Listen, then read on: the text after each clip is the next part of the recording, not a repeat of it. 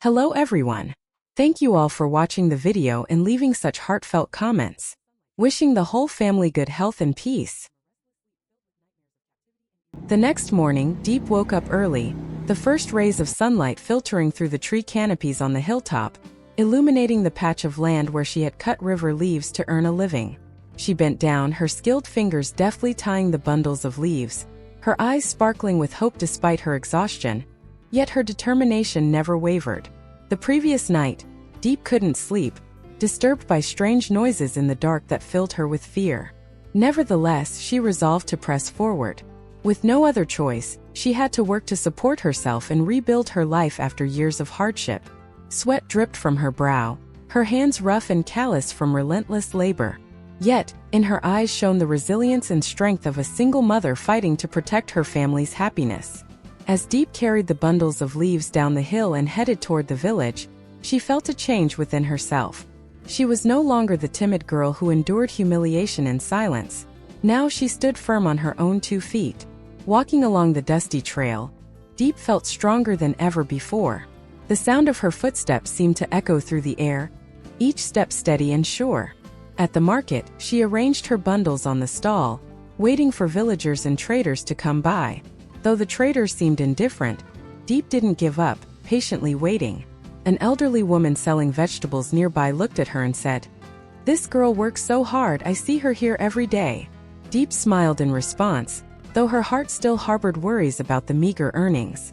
A group of children ran by, accidentally knocking over a few bundles, and she hurriedly picked them up. An older man watched her curiously and asked, "How are you still managing? Why don't you go back to your family?"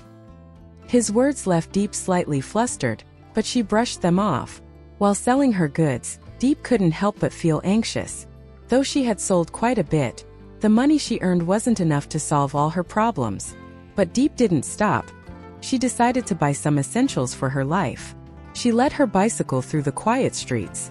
As she rode along the road, she suddenly spotted a familiar figure. An old neighbor approached her asking, "Deep, are you okay?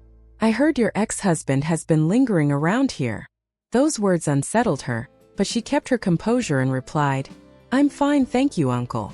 As Deep stepped into a shop, a strong gust of wind blew through, making her shiver.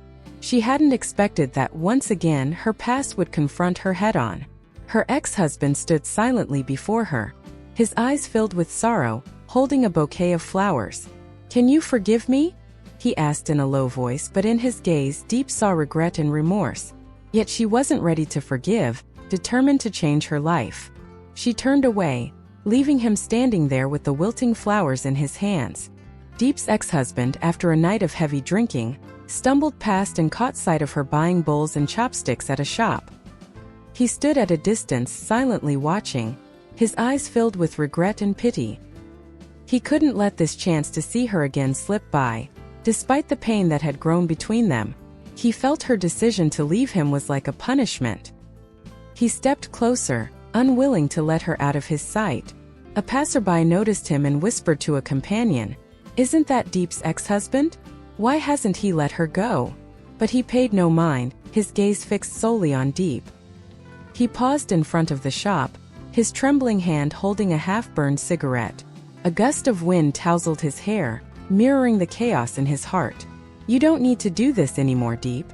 I've looked into things, I can help you," he said, his voice laced with pain. Deep stood still, silent. She was no longer the weak, dependent woman she once was under him. She shook her head, her eyes unwavering with resolve. "No, we're done. You can't force me to live your way anymore," she replied, lifting her chin and giving him one final look. A nearby shopkeeper overheard and nodded subtly, admiring Deep's strength. She stepped past him, gripping her basket tightly, refusing to let him touch her. He called after her, but his voice was drowned out by the sound of passing vehicles. Deep didn't look back, walking on with steady strides as if to erase every memory of him. Her ex-husband saw the determination in her eyes and fell silent. He walked away sadly, unable to shake the sense of loss gnawing at him. Deep felt a wave of relief as she watched him leave. She was no longer bound by her past. Yet, at that moment, a faint sadness lingered in her heart, the sorrow of memories that couldn't be erased. A child selling lottery tickets ran up, offering her one, but she waved him off, her mind still adrift in thought. Deep didn't dwell on it long. She continued toward home, now responsible not just for her chickens but for her entire life. Suddenly, a strong wind swept through, and a dark figure appeared, startling her. It was a stranger, lingering nearby, his eyes glinting with determination. Deep stopped, clutching the handlebars of her bike, a surge of unease rising within her. The stranger stepped closer but said nothing, staring at her with an inscrutable look, as if waiting for something. Deep was preparing food for her chickens when her ex-husband suddenly appeared from behind, holding a bouquet of flowers for her. He smiled, but the smile couldn't hide the coercion in his eyes. "You've worked too hard. Why not come back with me? We can start over," he said, but Deep firmly refused. "No. "You can't force me anymore," she shouted in anger. Yet her ex-husband wouldn't relent, grabbing at her. A few onlookers paused to watch, but no one dared intervene. Deep yanked her arm free, but he held on tightly, his voice growing urgent. "You don't understand, I've changed," she struggled, her heart pounding with a mix of fear and fury. A nearby dog barked loudly, as if reacting to the tension in the air. At that moment, James came down from the hill, saw the scene and didn't hesitate. He rushed over, pushed Deep's ex-husband away and said, "She doesn't want to go with you. Leave her alone." James's arrival left her ex-husband stunned. With nothing left to say, he stood there staring before walking off. A gust of wind scattered the flowers from his hand across the ground, a symbol of his shattered hopes. James stood firm, breathing heavily, his gaze resolute in protecting Deep. A villager nearby whispered, "That James is a good man, lucky he was here." Her ex-husband glanced back one last time before disappearing down the trail. James gently turned to Deep, comforting her. "You don't have to be afraid. I'm here with you," he said, his eyes warm and kind. Deep felt an unfamiliar sense of peace wash over her. She said nothing, only looking at James with gratitude. They walked silently into the house, the safest place Deep could find. Crossing the threshold, she trembled with mixed emotions, but James rested a hand on her shoulder, a quiet reassurance. Inside they sat together. James looked at her and asked, "How do you feel? We'll get through this together." Deep met his gaze, her eyes tinged with melancholy. "Yesterday people mocked me. I feel like I don't deserve this happiness." James took her hand gently, saying, "Don't think that way. You deserve happiness, and I'll be here to help you." A ray of sunlight slipped through the window, lighting up Deep's face as if to dispel her sadness. They sat in silence, a warmth spreading through the room, a promise of a brighter future ahead. James smiled, wiping dirt from her hand with a cloth, a small gesture that made her feel his genuine care. After their talk, James and Deep decided to head into the forest to work. They needed to clear brush and set up pipes for clean water, a task requiring close teamwork. James worked with determination while Deep took on the cooking. As James swung his axe to chop branches, Deep watched him intently from nearby. She realized he was different from what she'd first thought. Not someone focused solely on work or personal gain, but someone who truly cared for her. The rhythmic thud of his axe echoed through the quiet forest, like the beat of a steady heart. A few squirrels darted past, curiously observing them before vanishing into the undergrowth. Deep smiled faintly, feeling the vibrancy of the surrounding nature. A shaft of sunlight pierced the leaves, illuminating James's face, and she suddenly saw him as utterly dependable. Deep stood to start a fire for their meal. The savory aroma wafted up, but her mood remained heavy. Though the work distracted her from her worries, she couldn't ignore what had happened. She recalled the time she'd been ridiculed and the pain she'd endured. James noticed the sadness in her eyes but stayed quiet, simply helping with the remaining tasks. He set a large log by the fire as a seat and gently added more wood to keep it burning steadily. A breeze rustled Deep's hair. She brushed it back, but her gaze remained somber. "I found some wild fruit nearby. Should I grab more for our meal?" James asked, trying to lift her from her heavy thoughts. Deep nodded, though her heart still sank under unwanted memories. A small bird perched on a branch nearby sang a few cheerful notes, as if to comfort her in the stillness. When the meal was ready, they sat to eat, but Deep couldn't muster any joy. She told James about the previous day's mockery, the shame and hurt it brought her. James listened and soothed her. Other people's words don't matter. What matters is living true to ourselves. Though his words warmed her, she couldn't stop fretting about the future. A bird flew overhead, its flapping wings startling her back to the moment. She looked at James, carefully picking apart grilled fish for her, and felt a flicker of comfort.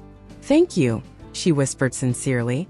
James smiled, replying, "We're a team, aren't we?" Diep nodded, yet she still wrestled with whether she could truly escape her past shadow. As sunlight filtered through the leaves onto her face, she closed her eyes, breathing deeply to shake off the sadness clinging to her. They ate in silence, the crackling fire and forest sounds their only companions. A leaf fell onto Diep's plate. She picked it up, stared at it, then set it aside, as if letting go of something unnecessary.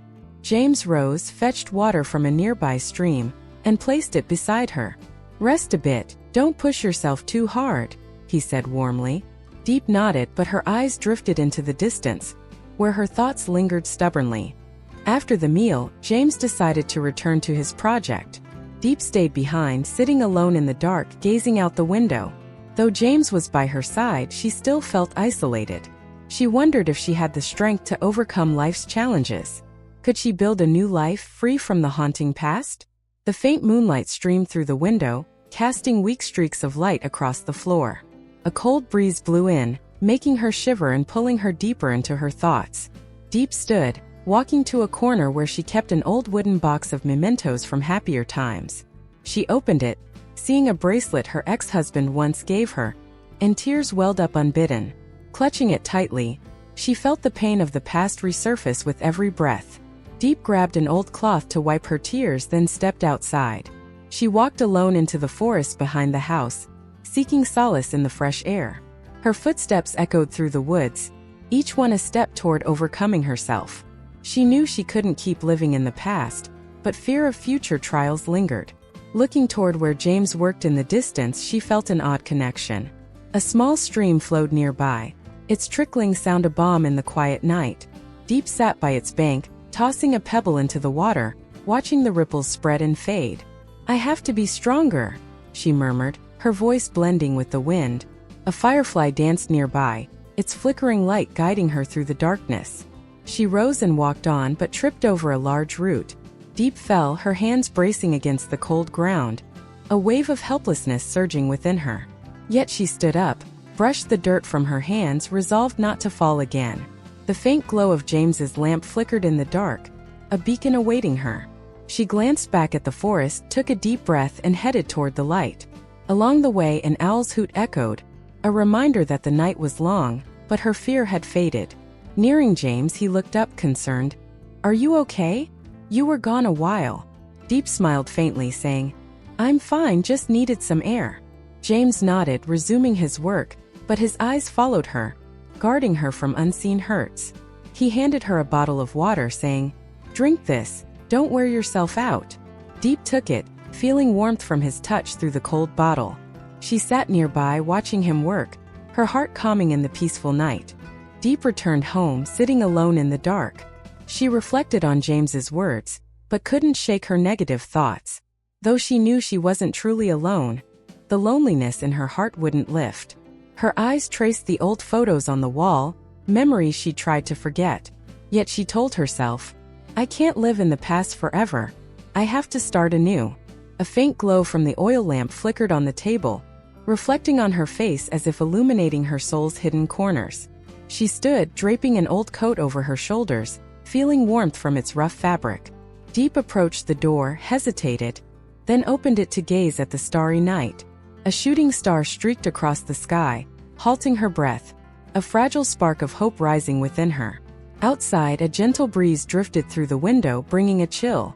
Diep realized she couldn't keep living with sad memories. She had to be stronger to move forward, no matter the challenges ahead. A dry leaf blew inside, landing at her feet, a symbol of what needed to be released. She picked it up, twirled it in her hand, then let it float away. Stepping onto the porch, she sat on the steps, looking up at the sky. The twinkling stars reminded her that light persisted even in dark times. A stray cat approached silently, rubbing against her leg, and Diep stroked it, finding warmth in the cold night. The wind whistled through the leaves, whispering that all would be well. Diepp went back inside and took a scrap of paper and a pen. She scribbled, "Tomorrow will be better, I have to believe it." Folding it, she tucked it into the wooden box, a promise to herself. The wind still hummed softly outside, but she no longer felt afraid. Diepp extinguished the lamp, lay down and closed her eyes, letting sleep soothe her soul. A night bird's call sounded somewhere, a farewell to her troubles. She smiled faintly in the dark, relief spreading through her. The final scene showed Diepp gazing out the window, lost in thought, but now with a glimmer of hope in her eyes. Outside, the moonlight grew brighter, bathing her face through the frame, a sign that dawn was near. A final breeze carried the faint scent of the forest, a reminder that life still held beauty waiting for her ahead. Giúp đỡ người già. Chàng trai giúp đỡ người già, tốt bụng giúp đỡ người già qua đường, mang hành lý cho họ, giúp đỡ họ thực hiện các công việc hàng ngày. Chàng trai ủng hộ bạn bè, chàng trai tốt luôn ủng hộ bạn bè và giúp họ vượt qua khó khăn và đạt được mục tiêu. Chàng trai tham gia các hoạt động từ thiện để giúp đỡ những người có hoàn cảnh khó khăn và cần sự hỗ trợ. Chàng trai tốt bụng luôn sẵn sàng lắng nghe người khác, giúp họ giải quyết vấn đề và tìm ra giải pháp. Hy vọng những hình ảnh và đặc biệt trên sẽ giúp bạn hình dung ra một chàng trai tốt. Đặc điểm: luôn sẵn sàng giúp đỡ, không phân biệt tuổi tác, giới tính hay hoàn cảnh. Lời nói dịu dàng: chàng trai tốt bụng có lời nói dịu dàng, luôn biết cách động viên và khích lệ người khác. Tâm hồn trong sáng, luôn hướng tới những điều tốt đẹp và tích cực, luôn mỉm cười, tạo ra một bầu không khí ấm áp và thân thiện. Chàng trai giúp đỡ người già. Những hình ảnh trong những ngôi làng nhỏ nằm ở giữa rừng núi và những ngôi nhà truyền thống được làm từ tre, gỗ và lá. Người dân làm việc trong nương, trồng trọt và chăm sóc cây trồng. Động vật hoang dã, rừng núi và nơi sinh sống của nhiều loại động vật hoang dã như voi, tê giác và gấu. Cảnh quan thiên nhiên: rừng núi cung cấp những cảnh quan thiên nhiên tuyệt đẹp với những ngọn núi cao, những dòng sông chảy xiết và những khu rừng rậm rạp. Thách thức: sự phát triển kinh tế và đô thị hóa dẫn đến việc phá rừng và mất môi trường sống của nhiều động vật. Thay đổi khí hậu đã ảnh hưởng tới cuộc sống núi rừng.